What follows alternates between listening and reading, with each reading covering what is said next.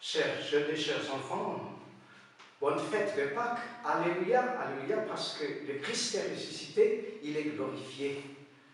Malheureusement, cette fête se coïncide avec cette pandémie de coronavirus et qui fait beaucoup de morts, beaucoup d'hospitalisés. Jésus est mort aussi, Jésus, fils de Joseph et de Marie à Nazareth, mais il n'est pas mort à cause d'une maladie ou d'une épidémie, mais il est mort parce qu'on l'a tué. On l'a tué et parce qu'il a dit qu'il était le Fils de Dieu, il a dit que lui-même, il était Dieu.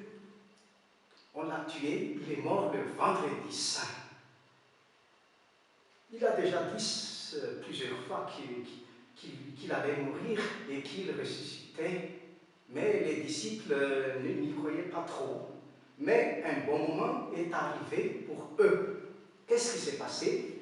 Marie-Madeleine est allée le bon matin au tombeau de Jésus. Quelle surprise! Elle a vu le tombeau ouvert. Qui est-ce qu'il a ouvert? On ne sait pas.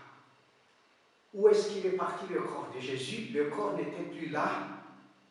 Alors, elle est allée retourner à la maison pour informer les apôtres. Tout de suite, Pierre et Jean sont allés au tombeau avec Marie-Madeleine et Jean courut plus vite que Pierre et il est arrivé le premier au tombeau. Ils ont vu seulement les linges qui servaient à couvrir le corps de Jésus posés là à côté.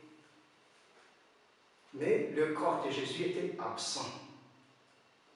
Voilà la résurrection.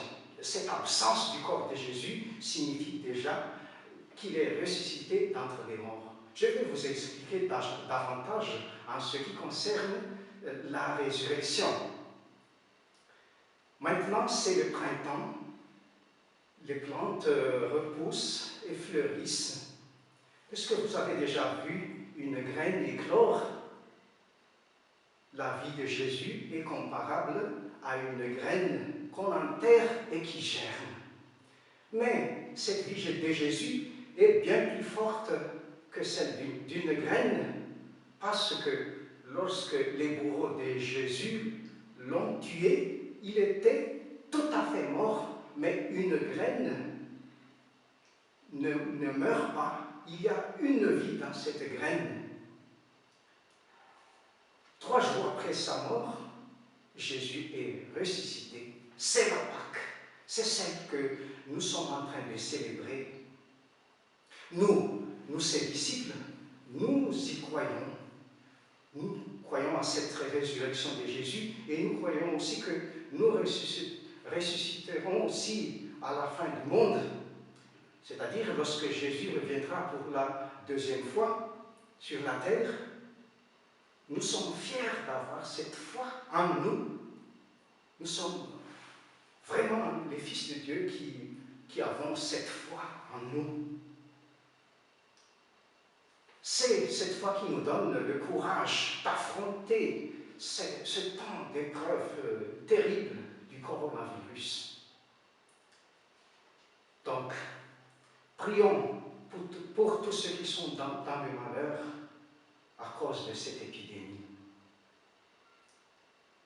Prions pour les enfants, les jeunes, les parents dans les pays en guerre, car ils ne peuvent pas célébrer librement la Pâque. Il y a déjà le coronavirus à affronter, mais il y a aussi la guerre. Prions pour que cette Pâque nous apporte de nouveau la joie et la paix. Joyeuse Pâques à vous tous.